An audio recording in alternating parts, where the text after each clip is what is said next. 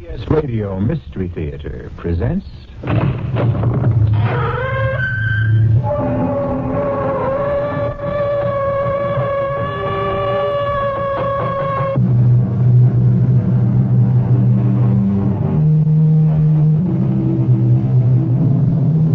Come in. Welcome. I'm E.G. Marshall. Welcome to a world we all inhabit too little. The world of imagination. Our own. Yours and mine. Have you ever wondered what it's like to be a ghost? Well, one of this earth's greatest writers did, Oscar Wilde. And having let his imagination play with the idea, he set down his findings in a ghost story that ranks with the world's finest. The classic tale of the Canterville Ghost. And if by chance you should think that a ghost's life is all wine and roses, why then listen to what went on one night at Canterville Castle. Blood! I must have blood. And when I say blood, I do not mean a drop or two. I mean gallons. Or am I not Gord Gibeon, the bloodsucker of Bexley Moor? Blood! Oh, give me blood! Blood, my foot. What you need is some oil for those rusty chains.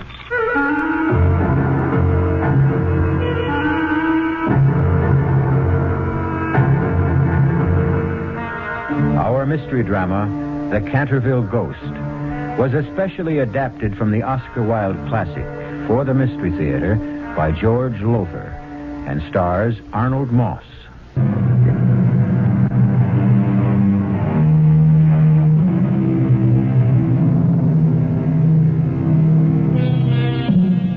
Our story takes place in Canterville Castle, ancestral home of the de Canterville family since the 15th century. You immediately assume, I have no doubt, that the castle is in England. Well, it isn't. It was, but it isn't anymore. For you see, that well-known multimillionaire Hiram Otis had it dismantled, stone by stone, transported to the United States, and re-erected, stone by stone, on his own estate in the Midwest. So it is that one fine afternoon, we find him, Hiram, and his wife Martha, and his lovely daughter Virginia, and Geoffrey de Canterville, her fiancé, in the newly restored library of the newly erected castle of the Cantervilles. Well, Mr. Otis, I hope you're satisfied with the job I've done. Canterville Castle re-erected, lock, stock, and barrel, even to the ancestral gardens which surround it. Well, the castle's okay, but I don't know about the gardens. The guy I hired to be the general manager when we opened the place as a tourist resort says the pool ought to be where you put the pine woods. But, Daddy, that's the exact area where the pine woods were, in England. Oh, well, Ginny, dear, tourists won't know that. But that was part of the deal when Daddy bought the castle from Jeff and hired him to re-erect it here, that nothing would be changed. Well, business is business. If it'll be more convenient for tourists to have the pool where the pine woods are... Now, what's this? Well, you know what that is, Mr. Otis. It's the blood stain. That's the spot in front of the fireplace where Sir Simon de Canterville stabbed his wife to death way back in 1601. I told you I wanted it removed. And I told you it can't be removed. You got the Otis bathroom cleanser around, Jeff? Yes, of course, in the cleaning closets. You told me to stock it. Get a can of it. But, Mr. Otis, really... Otis bathroom cleanser is guaranteed to get rid of any stain, and it'll get rid of this one. Go on, give me a can of it. Good heavens, that vase.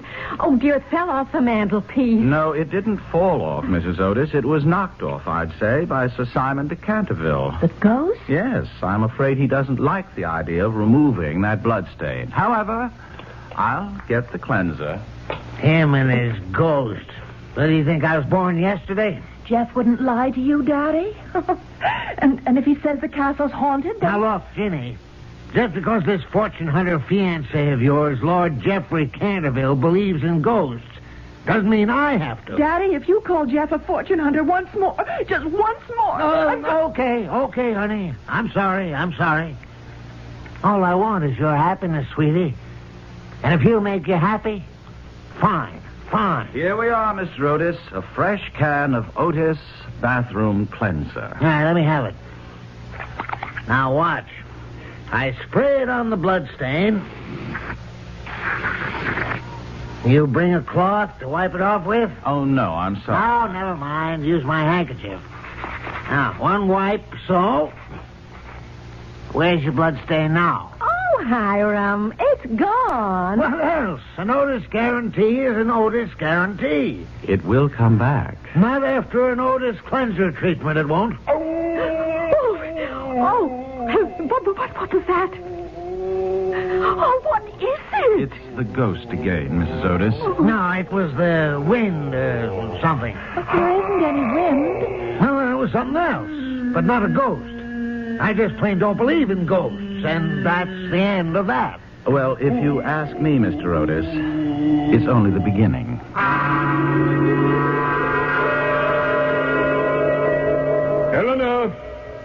Eleanor! Oh, blast the woman, where is she? Here, Simon, dear.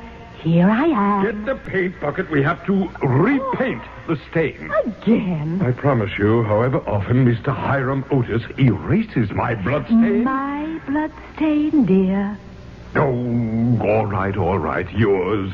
But you wouldn't have had it if it hadn't been for me. You do forgive me. Oh, my dear, I have forgiven you at least once every 100 years since it happened. I should not be here otherwise. And the least I can do is to see that your stay here remains peaceful by giving that barbarous American his comeuppance. Fear not, my dearest love. It is Sir Simon de Canterville, me, against Mr. Hiram Otis, him. But I truly believe there's little doubt as to the outcome of the battle.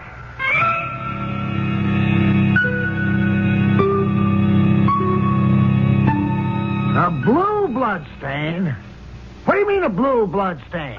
Just what I say, Mr. Otis. The stain's reappeared, and this time it's blue, Daddy. Now, look, I don't know what you two are up to. Up to? For your information, the boss painter who's redecorating the upstairs bedrooms complained that somebody's stealing his paint. And you think that Jeff and I would... Who else? But why would you think that? Because the way I see it... Yes? How do you see it? Well, I don't know how I see it. All I know is it doesn't make sense. And we better start making some sense around here because we open in a week.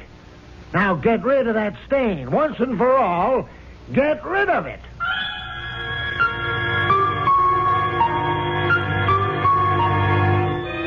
Do you realize that I have repainted that bloodstain by the fireplace 4 separate times, and each time that meddling American has had it removed? I should think you'd want to forget it. After all, it's a reminder of why you are doomed to haunt Canterville Castle. Oh, dear, and I with you. But you are not. You can leave any time you wish, Eleanor. Oh, Simon, not without you. Oh, my dear. Was ever man so loved by woman as I by you? Or I by you. And yes, I killed you. Because you loved me. Well, however you put it, I condemned us both to eternal misery. Well, it shall be misery in peace. For nearly 400 years I've haunted Canterville Castle without hindrance. Yet what that vile upstart has put us through in the past 3 years, tearing down the castle around our heads, building it up again around our heads, and the noise. And now he means to turn it, my castle, into what they call a tourist attraction. Never! My dearest, what can you do? That beastly American must be driven out. And his family with him. I know. Let me see what I have in the way of grisly costumes. Yes. I think this should do the trick quite neatly. Which is it? Gaunt Gibeon, the bloodsucker of Bexley Moor. Oh, that's smashing.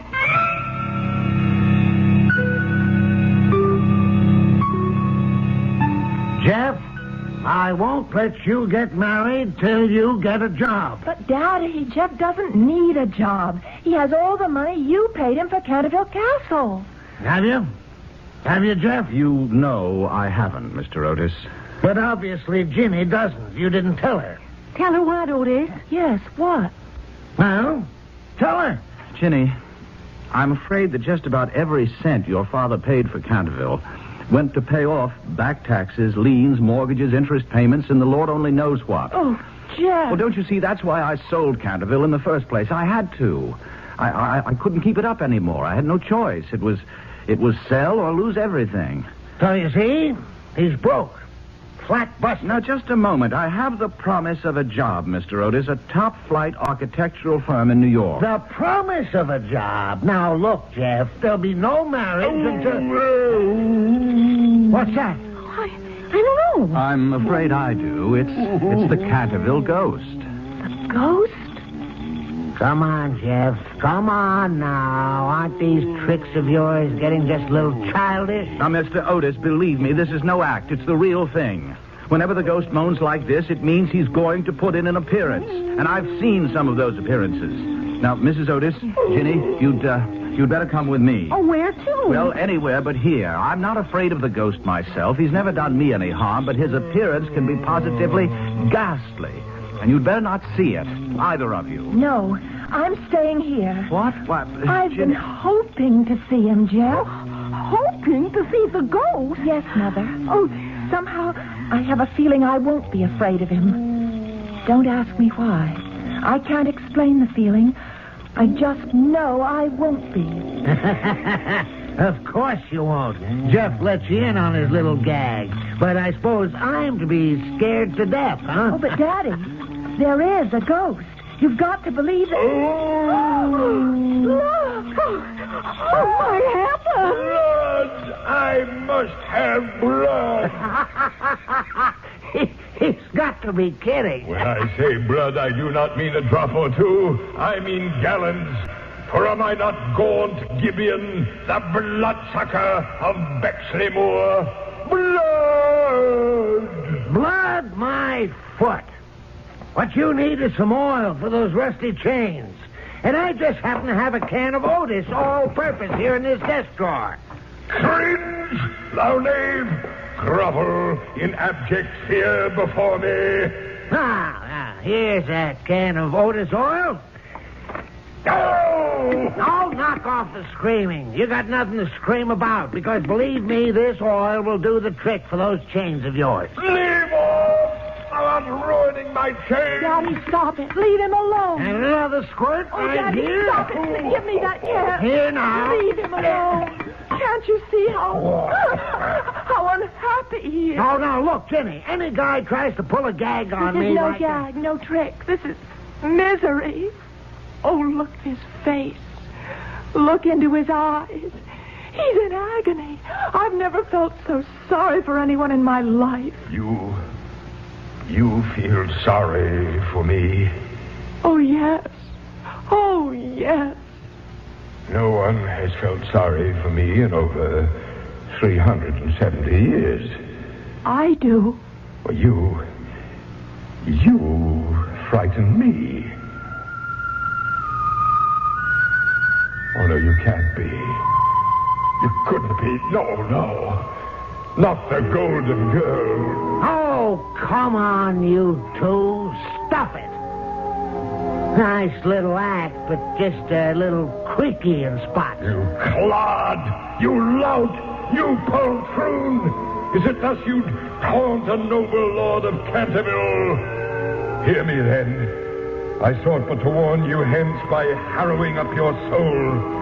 But there's another way to be rid of you. Death! No, No, please, I beg you, don't kill him. Don't.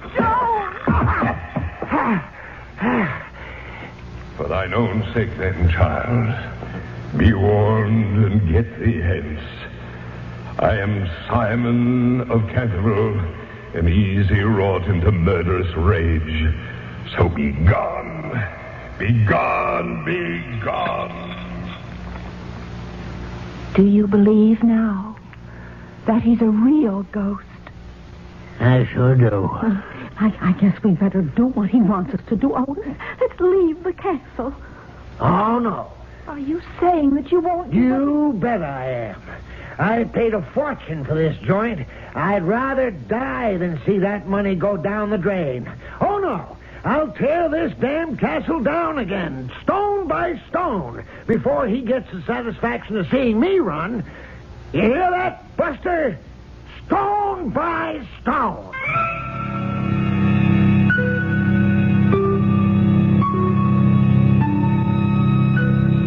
It certainly appears that for once, for the first time in nearly 400 years, the ghost of Sir Simon de Canterville has met his match. What happens, you may ask, when ancient English ghost meets eyeball to eyeball with modern American business tycoon?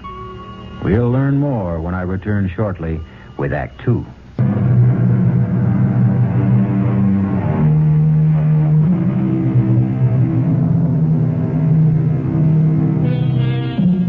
Now, really, you know, Sir Simon de Canterville, or rather I should say the ghost of Sir Simon de Canterville, can't be blamed for threatening to kill Hiram Otis.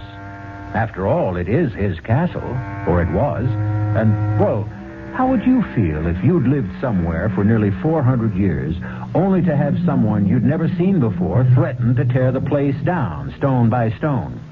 No, you really can't blame him for being in a towering rage. Eleanor, I shall rend him limb from limb. Oh, Simon, perhaps we ought to leave the Americans in peace. Oh, no, Oh, no. darling, please. I say no. Oh, Simon, please.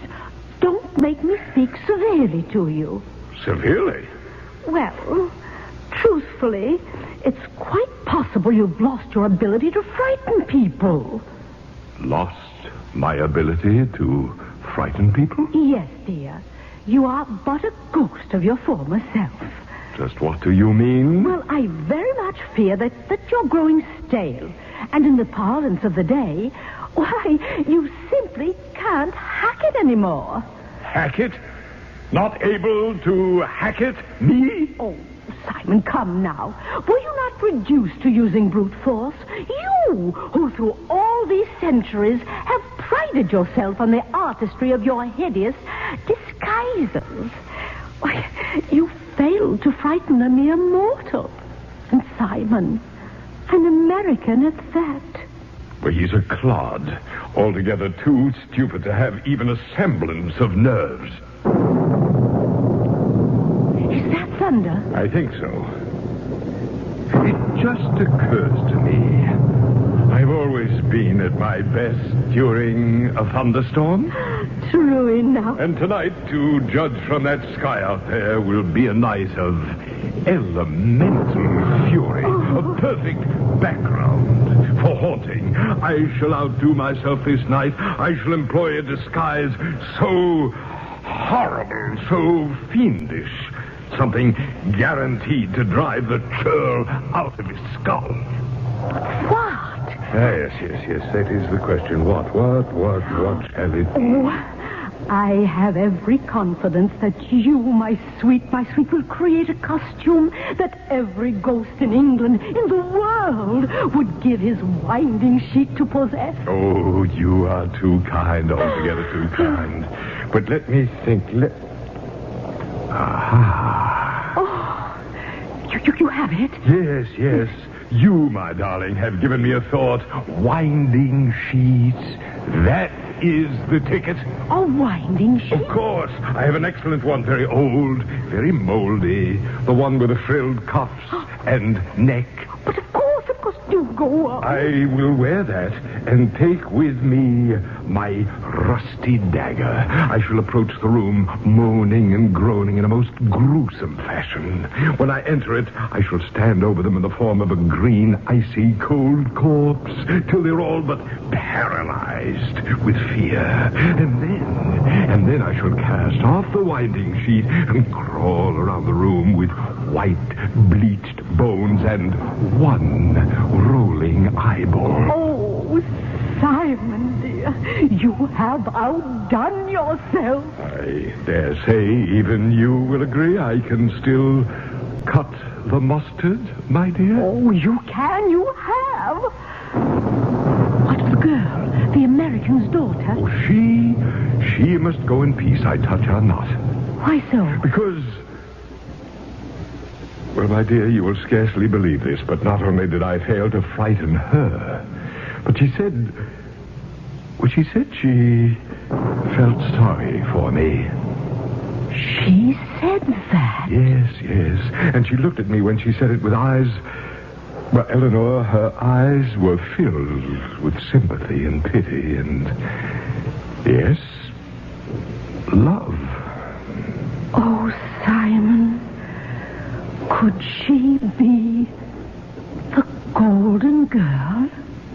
I should like to think so, but I fear not, my love. It's too much to ask. Much too much. But I must to work. The night approaches and the storm. I promise you, that within a few short hours I shall reduce the cold-blooded Hiram Otis to a mindless mess. Why have you brought me here, Jeff? I've never seen this part of the castle before. It's a hidden passage, or it once was. As to why I brought you here, well, it seems to me every time I want to be alone with you, your father shows up, or your mother, and... Oh, Ginny, I do want to talk to you. Yes? Ginny, marry me. But, Jeff, dear, I'm going to. You know that. No, I mean now. Tonight. Tonight? Yes, let's get in my car, drive to town, find a justice of the peace, and get married. But, darling, we don't have a license. Oh, we'll get one. How? I don't know, but we will. I'll manage it somehow. Jeff, this is the United States, not England. Things are done differently here. And anyway, there's no sense discussing it because I just can't go against my father's wishes. Oh, you don't have to be afraid of him. Afraid? Darling, I'm not afraid of him. I love him. I know what you think.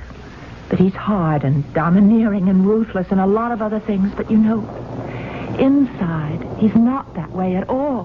Perhaps not. Unfortunately, I only know him from the outside. But as time goes by, you'll learn to know him better, and you'll see... Ginny, you're not a child. You're a woman. I need you, Ginny. I want you. Jeff, please, darling, no. Ginny, please. Jeff. Blood! I must have blood! Oh, no, not tonight. Not now. And when I say blood, I don't mean a drop or two of blood. I mean gallons of blood. It's him. It's the ghost. Who else? Oh, to drive that churl Hiram Otis out of his mind. Oh, misery. Oh, agony. Oh. He went right by us. He never saw us. Yes, I know. Now let's follow him and see what he's up to. Oh, horror, hideous horror. Hark ye to the horrifying moans of the vampire monk. Oh. My parents' bedroom. He's gone in there. Hark ye to the horrifying moans of the vampire monk or the bloodless Benedictine. Who's there? The vampire monk. See, I bend over you, a green, icy corpse. Watch as I crawl around the room with white bleached bones and one rolling eyeball. Oh, what are you doing on the floor? Huh? Oh, why, you're the ghost, aren't you? Well, please now, could you be just a bit more quiet? My husband has had a very tiring day and he needs a sleep. And you're certainly going to wake him up sooner or later with all that moaning and groaning. Well, I am a ghost. I'm haunting you. All right, but please do it quietly. You ride and ridicule me, would you? Oh, but please, you Then misunderstand. pay for it. Aye, woman, pay with thy heart's blood. You've seen your daughter for the last time on this earth. For the last time. Jeff, he means me. No, darling, he can't if he didn't see us following him. I have seen you. I saw you there in the secret passage, but was too busy with other matters to be bothered with you. I saw you following me. From the back of my head, I saw you. Stand aside, Geoffrey de Canterville. I take your beloved with me into the next world. Oh, no, you don't. I warn you. You're a Canterville, and I would do you no harm. What stands in my way, and I will place on you, as I already have on them, the Canterville curse. No. Oh, no. Oh, yes. Stand aside, I say. Stand aside. Wait. Yes? If you wish to take me into the next world, all right, go ahead. But leave Geoffrey alone. Leave my parents alone. Don't harm them. You would give your life for them? Oh, Ginny! Geoffrey! She's gone, vanished. Yes. What does it mean? Oh, good Lord, what does it mean? What? What does what mean? What's going on Oh, here? Hiram, that ghost.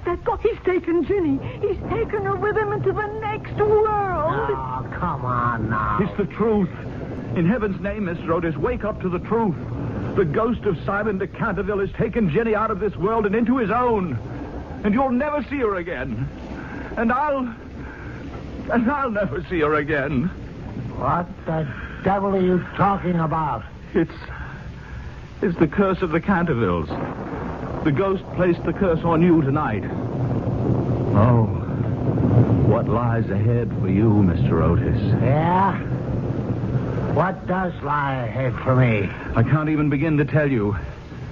And even if I could, I wouldn't dare.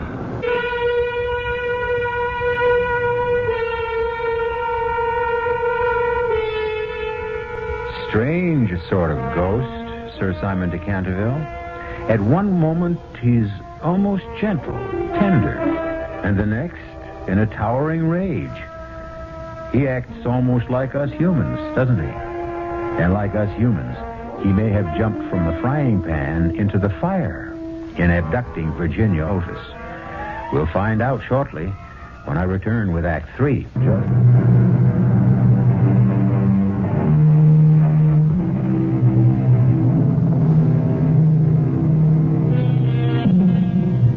I take you now down a short flight of wide stone steps, somewhere in the nether regions of Canterville Castle.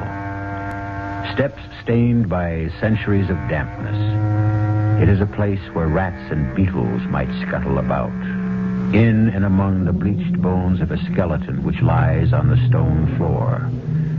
Poor skeleton. One of its hands, manacled, claws towards the remains of a bowl which once held food. A door opens. A light appears on the steps, and Sir Simon de Canterville sweeps down the steps, dragging Virginia Otis after him. He flings her to the floor. Here lie my bones. Here soon shall lie yours. He whips a dagger from a case at his side, stoops, grabs her by the hair, and holding her head back, makes as if to plunge the blade into her throat. But he stops short. How can you look at me like that? Are you not afraid? No. You face death, yet you're not afraid. Do I face death? Will you kill me? What is to prevent me? You killed once out of passion and have suffered nearly 4 centuries for it. Would you dare again? I would. Well, then, if I'm to die, I suppose I shall. Being afraid wouldn't help matters. But really, I'm not afraid. At least, not of you. Eleanor was right. Eleanor? My wife. She says I don't seem to frighten anyone anymore, that I can't hack it anymore. Why do you want to? I'm a ghost. It's my only reason for existing. It's not a very good reason, if you ask me. It's no reason at all, if it comes to that. It's simply part of the punishment I must bear for murdering my wife. The Lady Eleanor? Yes. Why did you murder her? Jealousy. Unreasoning jealousy. I thought her in love with another man. I found out later how wrong I'd been. But it was too late then. I assure you my remorse was so great I hardly struggled at all when her brothers chained me in this dungeon and starved me to death. And that's your skeleton? Yes. Poor skeleton. Poor ghost. You must be very tired. As only a man who has not slept for nearly 400 years can be. But there'll be no rest for me, never any rest, until the legend of Canterville Castle is fulfilled. But I didn't know there was a legend. Jeff never told me. Oh, yes, yes. And when it is fulfilled, then I shall sleep at last in the little garden far beyond the pine woods. What garden do you mean? A garden where the grass grows long and deep, where the hemlock flowers are like great white stars and the nightingale sings all night long. All night long he sings, and the cold, crystal moon looks down, and the yew tree spreads its giant arms over the sleepers. The sleepers? Do you mean the garden of death? Yes, death. Would you help me if you could? If you could make the legend come true, would you? Yes. What is the legend? It is this. When a golden girl can win prayer from beyond the gates of sin, when the barren almond bears and the girl gives away her tears, then shall all the house be still, and peace come to Canterville. What does it mean? It means that you must weep with me for my sins, because I have no tears, and pray with me for my soul, because I have no faith. And then, if you have always been sweet and good and gentle, that withered almond tree you have perhaps seen outside the library window. The barren almond tree, yes. That tree will bloom again to show... Yes, to show? That the angel of death has had mercy on me. I should like to do that for you. I know.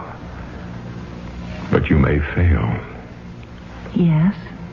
And if you fail, the tortures of the damned will be yours through all eternity. You must dare to go beyond the gates of sin.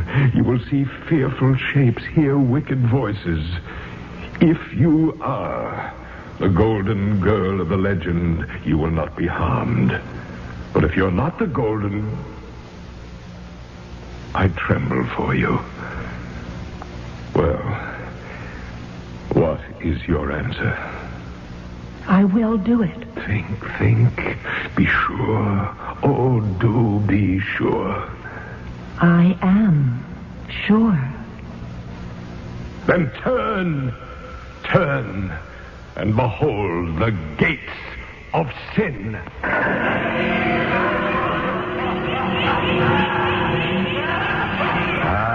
You shrink back. You are afraid. The shrieks, the laughter. Worse lies beyond the gates. Far worse. You are afraid. And I am doomed. No. You will go for me. You will go beyond the gates of sin. For you, or any other soul. And give me your hand. Let me kiss it. Fingers cold as ice. Oh, but your lips burn like fire. Soon, perhaps my lips, too, shall be cold. If you are the golden girl. I pray God you are, for your sake more than mine. You must release my hand now. If I'm to go beyond the gate. Yes, I know. Only... Let go. Let go. Go! No! Virginia! Come back! Come back!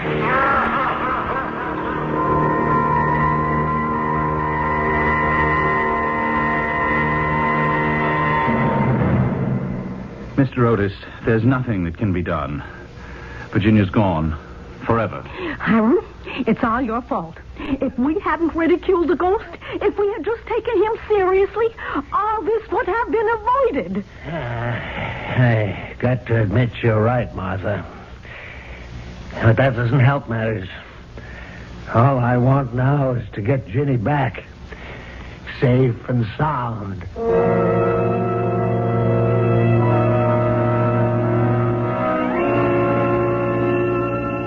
The girl, where is she? She's gone. Gone.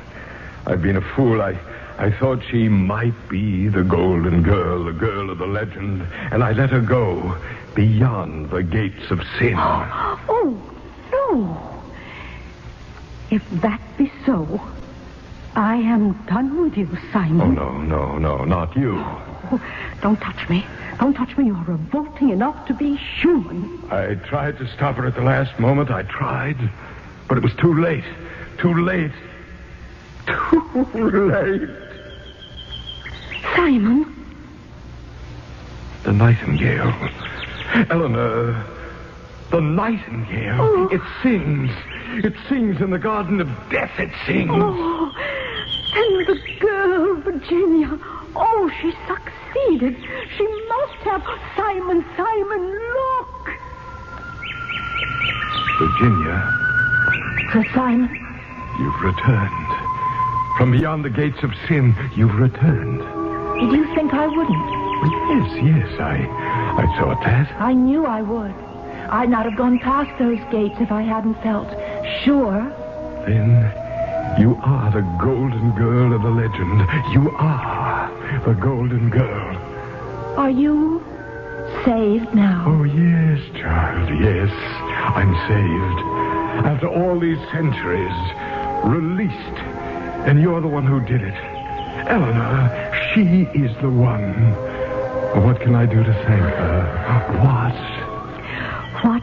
Oh, Simon, restore her to her own world. What else, dear?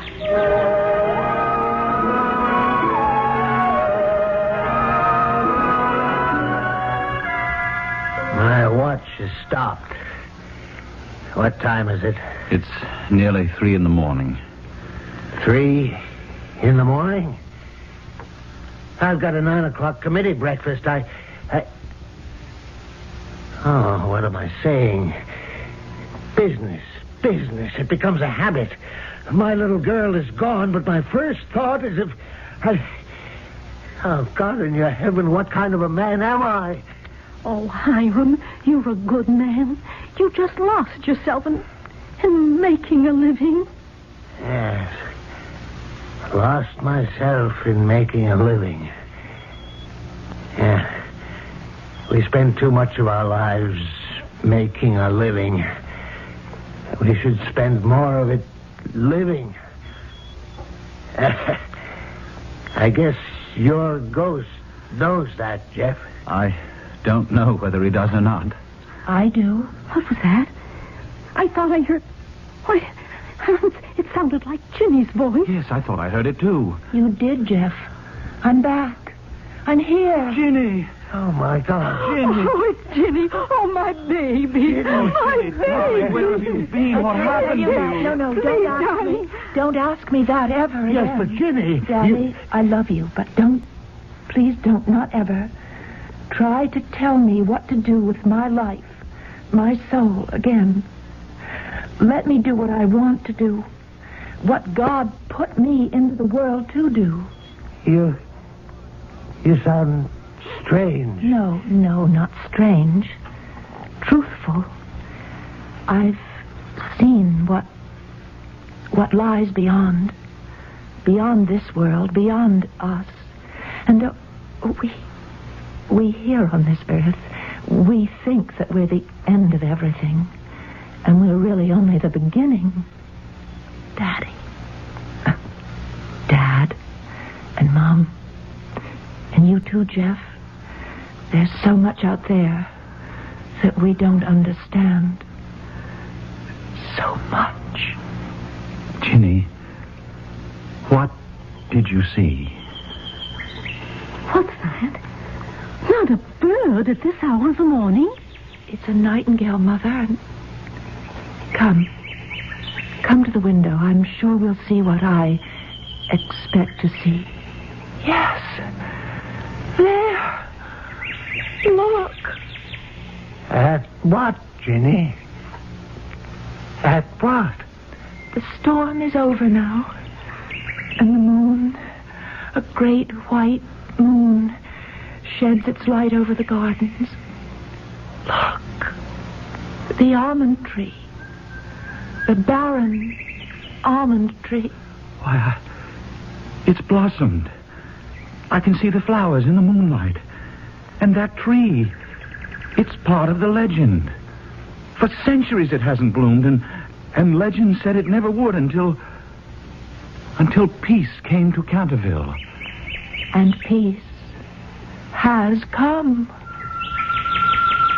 Far away, beyond the pine wood, there is a little garden. There the grass grows long and deep. There the hemlock flowers are like great white stars. And the nightingale sings all night long. All night long he sings. And the cold crystal moon looks down. And the yew tree spreads its giant arms over the sleepers.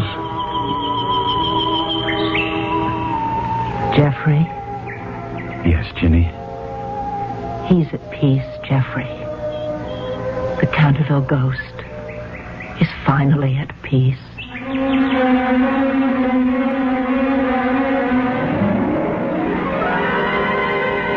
This story, this beautiful story, we owe to a man named Oscar Wilde.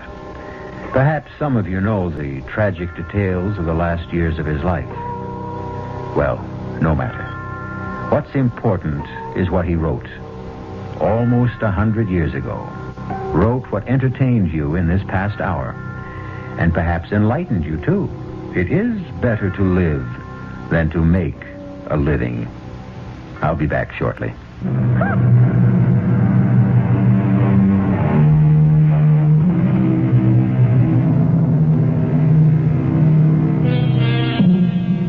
Oscar Wilde is buried in Père Lachaise Cemetery, just outside Paris.